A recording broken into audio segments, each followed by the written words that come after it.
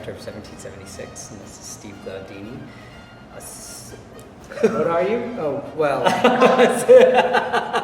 There's a list.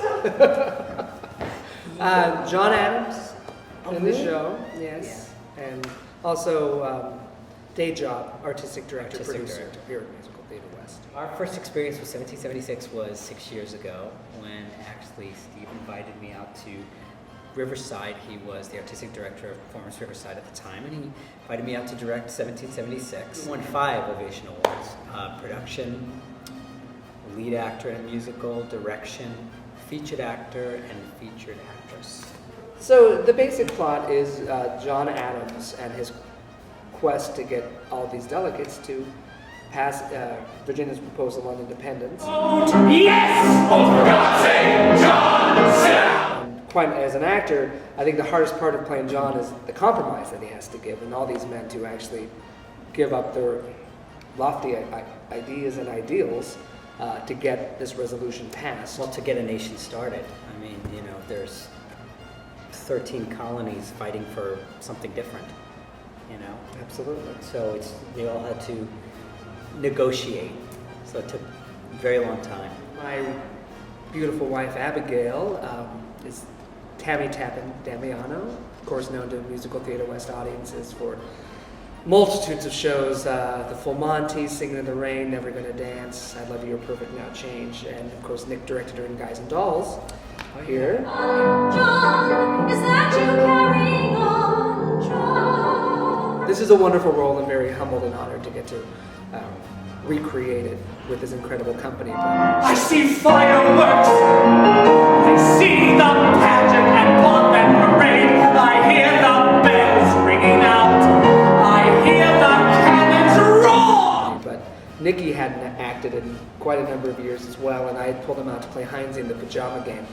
So when when it was announced that we were going to be doing 1776, and I was kind of on the fence whether or not, because, you know, we get in that actor mind of ours, and oh gosh, can I still do it? It's been 6 years, the voice, this, the that, and he just slapped me and said, no, you need to do this. And I'm thrilled that it's happening. But I will say it's a lot of work. It's like getting back on a bike, and that's wonderful about the way Nikki directs the show, is that he wants us as human beings and not as faces on currency and the statues you see in DC. That we're real men with real issues, and so we're layered and textured and not just, hello, I'm John Adams. I have already resolved to release my slaves. Well, then I am sorry, sir. You have resolved the ruination of your personal economy. Also in the cast, Steve Vinovich, who I've known from many television film credits, and one of his favorite Broadway credits, I will say, is that he was in the original cast of The Robber Bridegroom, which is one of my guilty pleasures. What sort of bird should we choose as the national symbol of America? Of course, MPW favorite, John Bisom, Yes. as Thomas Jefferson. Are we not free, Mr. Jefferson? Homes entered without warrants? Citizens arrested without charge?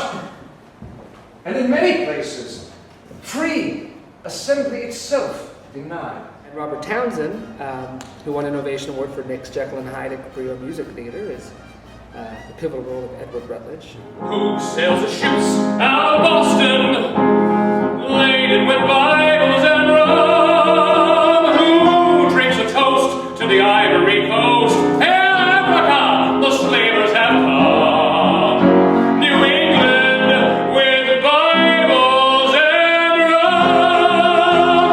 Andy Umberger, who is actually playing the foil to John Adams.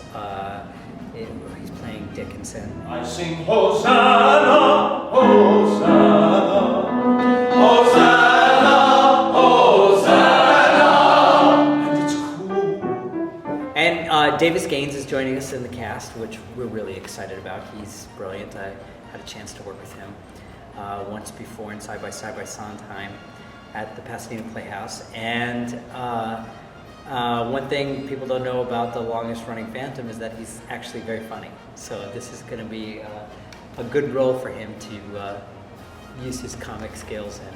I'm excited about that. Yes, the FFB, the oldest family in the oldest colony in America. And may the British burn the land if I came a little to your hand a resolution on independency. Here's an interesting thing about the whole thing. We know how the story ends, obviously. You know, we sign the Declaration, we become a nation, but yet every time I read this play, you get caught up in the fact that this will never happen. You know, this will never get signed, and it's thrilling. It's absolutely thrilling to watch what our forefathers went through. You know, under insurmountable odds. Yeah.